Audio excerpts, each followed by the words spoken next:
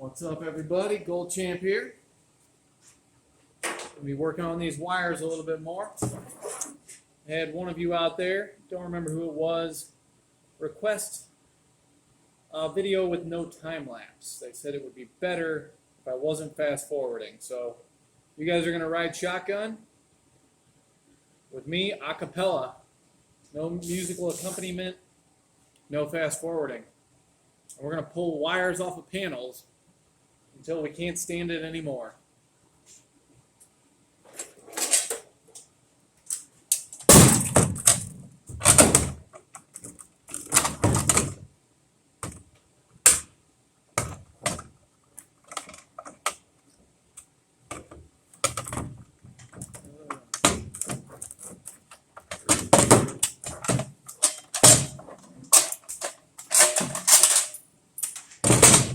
Coming up on Christmas time of year. By the time you guys see this, I get it uploaded. Hard to say when that'll be, but I think it's December 20th right now, something like that. Usually would save this job for a little bit deeper into the winter when I really have a whole lot less to do. But with all the changes we've been making, I want to get this shop as cleared out as I can so I can start doing things a little bit different. Now that I got the whacker, I can move things in bulk. I want to use this shop a little bit differently. Oh God, these things are such a pain in the ass.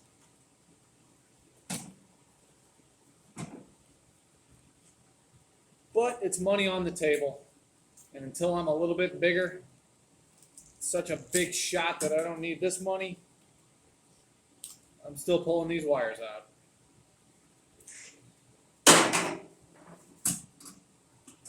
Man, this one is stubborn. Oh, yeah, I want to clear this space out. I got that giant pile of what will be number one copper. Bunch of copper line sets from HVAC that still have their insulation on them. That's pretty easy to deal with. A lot, just as tedious, but a lot easier than this. And I want to get some space cleared out so I can get the whacker with the grapple on it and move that whole pile in here. You know what? This one's just going to have to go in the vise. Do that one in a minute. I want to drag that whole giant ass pile in here. Oh my Lord, a couple in a row. So that when it gets really, really cold, I can at least be somewhat comfortable while I'm doing those. That's the idea anyways. I got that going on. I have just entered into the world of refrigerant recovery. Still learning the ropes with that equipment. There's also a little bit of a pain in the ass, not nearly as big of a pain as this.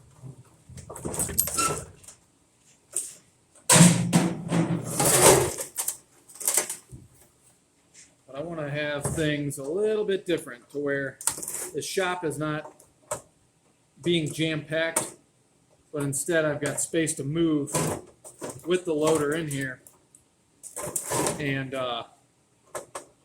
bring what I want to work on in. Be able to get things in and out quickly, have my boxes set up in here. So when I pull something in and I strip it down, I can just bam, bam, bam, straight into these Gaylords. And not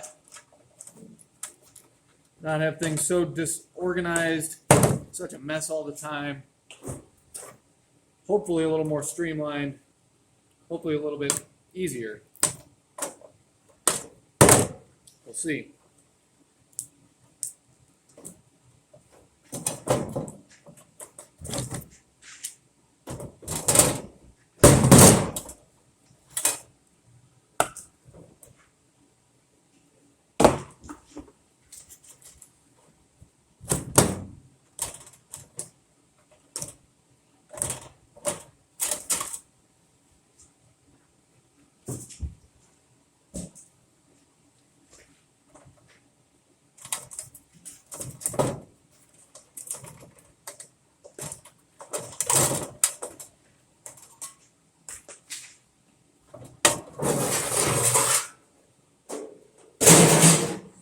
really need to get this shop in better order,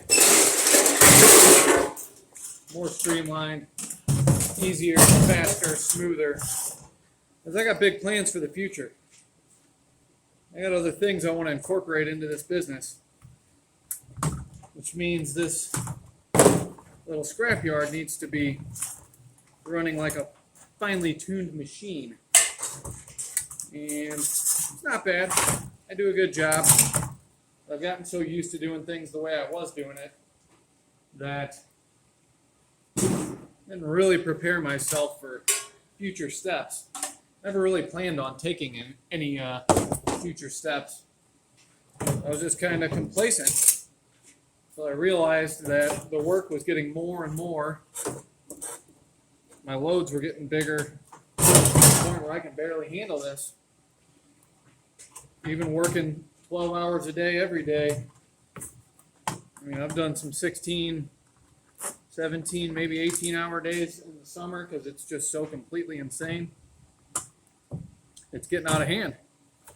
And so I'm now at the point where I either have to find a better way to do things or turn away business.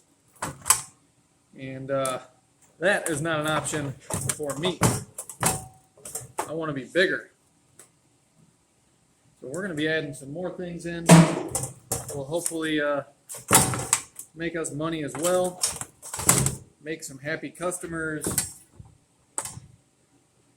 And complement the scrapyard. Add some scrap, it won't be much. But I want to get a junk hauling service going right alongside this. All same house. I would also like to be doing resale. All these things go hand in hand. I've done a very, very tiny amount of resale. And I mean very tiny, just a few things that were so easy to try and list that I went ahead and did it. But there's tons of stuff that I could be reselling instead of scrapping. I don't have the time to mess with it. I don't have the space to store it. The whole thing. So I got to change my game up, which is fine with me. I like doing new things. I don't like working so much all the time that I am hurting all the time. Sore as hell. Always tired. I don't mean to sound like I'm bitching, like I got a good thing going on here with the scrapyard. That's not what I mean. If anything, I'm bitching at myself for being a dummy, not really planning for the future. Head in the clouds or something, I don't know. But I have a good opportunity here to really make something out of this. And so I am making my moves. Multiple moves. Hopefully. We'll be hopefully expanding the scrapyard, expanding the refrigerant recovery and resale, and growing junk hauling, and growing resale, all at the same time. And if I can manage to do what I want to do, then it's going to be a hell of a little company we have here. And make some good money and get some people in here doing it with me. So I'm not working constantly. One of those weird paradoxes of life where you got to get more work so you can work less. Of course, obviously, I could just say, screw it and work less. But I've got a plethora of children and a wife, and we like our lifestyle. Don't really want to go backwards. So forwards it is, which means more work. So hopefully I can work less. Life is funny.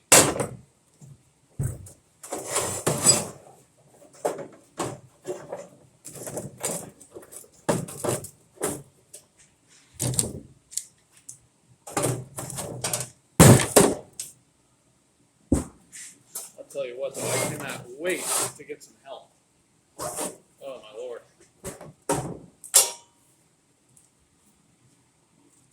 Used to love working alone all the time. Not having to worry about any of that stuff. 38 years old, not super old. I'm getting to the point where I'm starting to feel a lifetime of labor. It has been a lifetime of labor. I have been working in some way, shape, or form, doing different kinds of labor. I guess since I was 10, I don't know. I didn't exactly write it down, but I was mowing lawns and selling newspapers as a young man, and I have never stopped. Don't plan on stopping, but if I can refocus myself, readjust myself, change up my methods, then I won't have to stop. I won't run myself into the ground and be forced into early retirement, so to speak. I can have fun doing what I do again. There was a time when I really enjoyed this. I don't hate it now, but it's just wearing me out.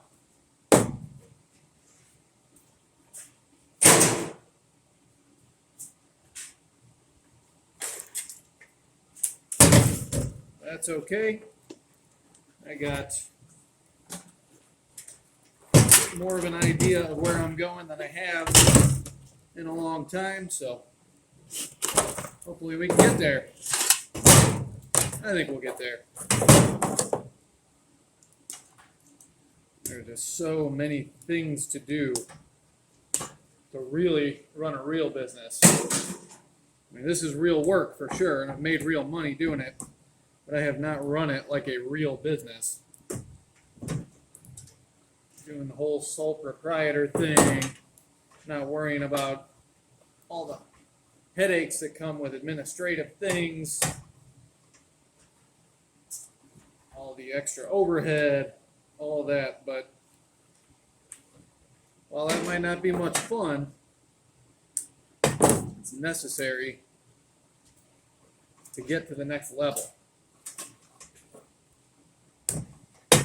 We're working on changing up our insurance, working on buying more equipment, working on permits. God, what aren't we working on? Readjusting the business bank account.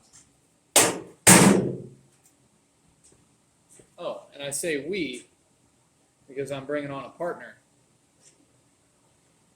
Not sure if she wants to be a part of YouTube yet, so I'll leave you all in suspense as to who she is, but she is going to be administrative.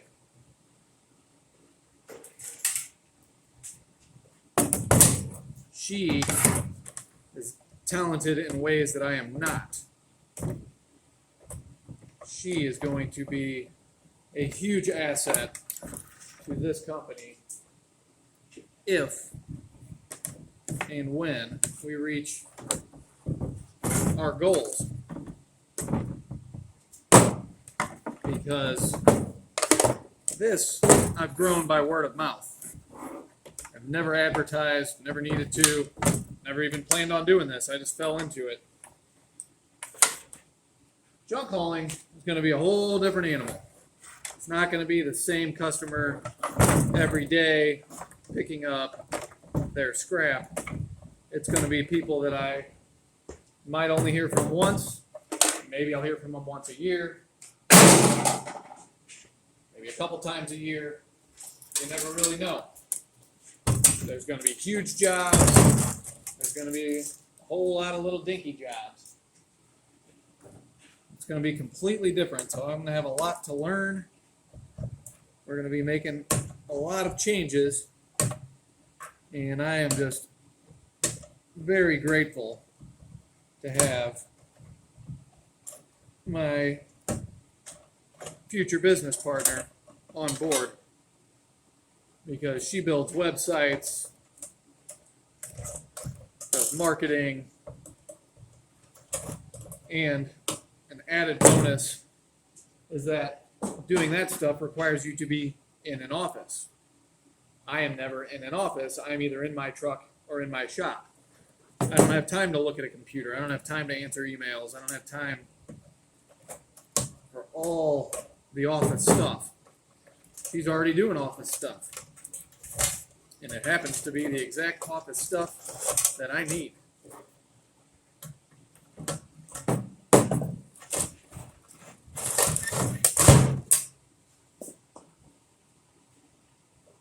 So I'm very excited to make this move. I know a lot of people probably say, why don't you hire someone? Hire someone like that.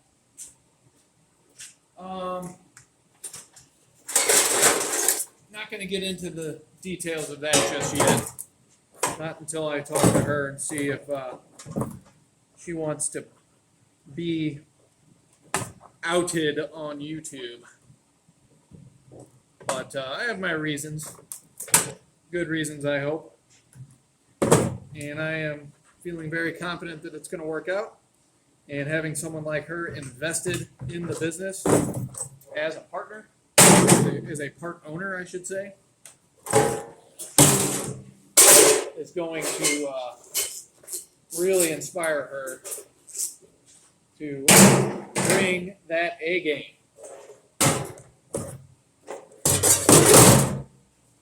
And let me tell you, her A game is gold champ kind of stuff.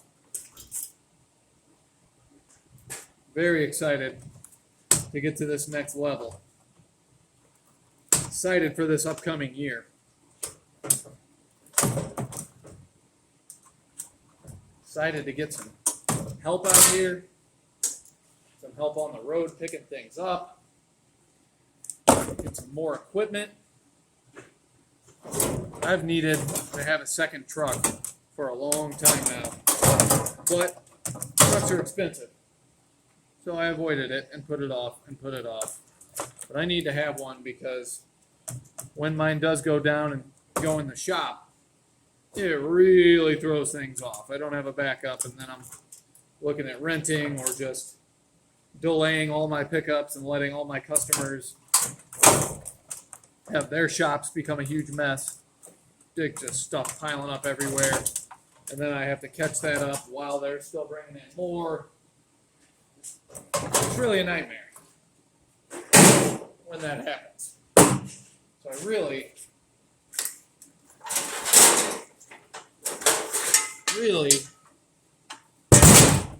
need to have a backup truck. Having a person driving that truck would be even better. It'd be a whole lot easier to keep this shop from getting to the point where it's a complete disaster like it is. If I'm actually here, I'm actually on the road more than I'm in this shop. Spend more time picking stuff up than I do breaking it down, sorting it out, selling it. So that might be the thing I'm looking forward to the most. Getting a second truck, getting someone on it. It's going to be touch and go. Adding all these different things at once. You know, biting off more than I can chew. Seems to be a habit of mine. But, yeah, it's going to be interesting trying to keep this shop caught up, broken down, keep the metal moving, because it's got to stay moving. Don't have the space to let it just sit, and I ain't rich enough to not sell it, so I'm going to have to keep it moving. But I'm also not in a position to hire multiple people. It's going to be a stretch getting one full-time person. I am not in a position to do that, so I'm going to be Mr. Junk Hauler and running the scrap yard. Things are going to get a little hairy. But if I can build that up, then I see no reason why I shouldn't be able to afford to hire somebody to help me there. And continue to grow that as I play swingman, utility player, bouncing around, wearing all the different hats. And I have my partner keeping the ads flowing, the administrative juices flowing. I think it'll work. We're going to find out. If it doesn't, then I'll be falling back to my current position and I'll be just a scrapper again.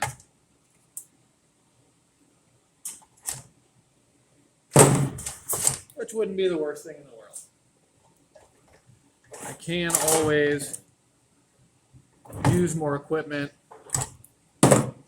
see if I can get more scrap coming in and have people working for me just in my scrap yard. But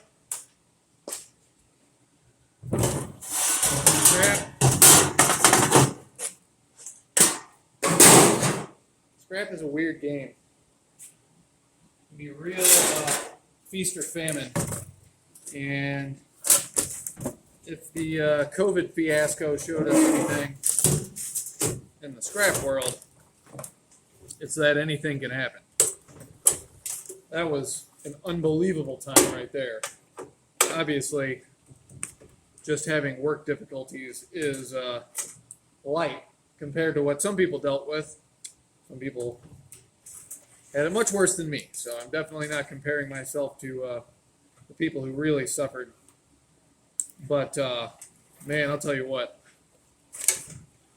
COVID hit, and depending on the metal, I mean, I had, sheet iron from its high previous to COVID dropped by like 90%, at least in my area. Copper, A coils, all of it. I was lucky if something dropped by 50%. A lot of stuff was quite a bit more, 60, 70% drops in some kinds of metals, which that's how you pay your bills, makes things difficult. Now that was a drastic situation, but it did happen. And there's no reason that it can't happen again for some other reason. Something can happen to disrupt the markets and cause prices to just plummet. Well, junk hauling might slow down, but the prices are going to be the prices because it's going to be what I charge. So I'm hoping that if I can get junk hauling going, get good at it, get a decent crew. I'm not looking to be the biggest company in the world, worldwide, nationwide, giant-ass company. I'm just looking to be competitive in my area and good at what I do. I'm hoping it will bring stability to this business, to my company.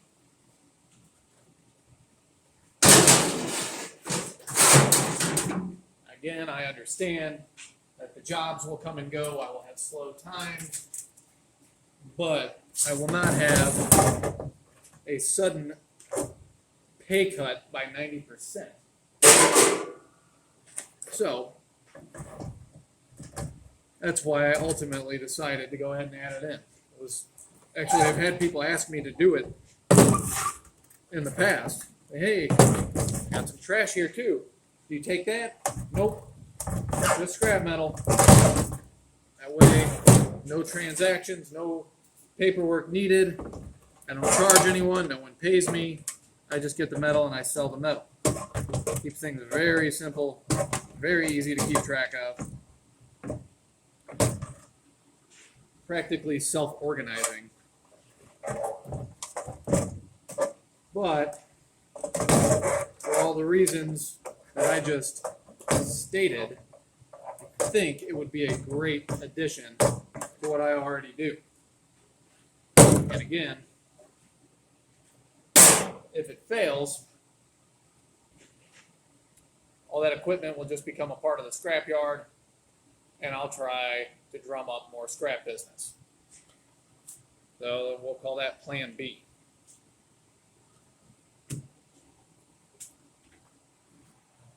And my wheelbarrows are full, so I'm going to cut this video off, open up the door into the cold, and go toss these in the dump trailer. Talk to you all again sometime soon. Keep you posted and updated on the big changes going on in my company. And until next time, Gold Champ signing off.